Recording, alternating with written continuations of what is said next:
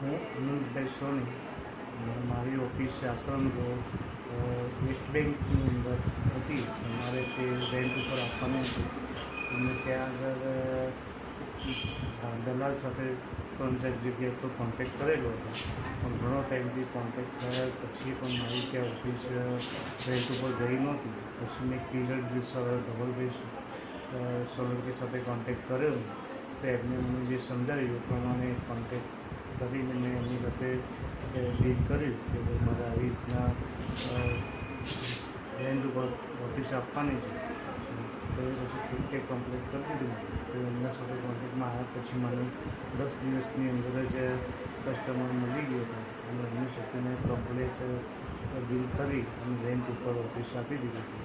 ખરેખર આ વસ્તુ સારી છે અને આ રીતે જ સેલિંગ કરવું એ વધુ યોગ્ય છે અને સારું છે.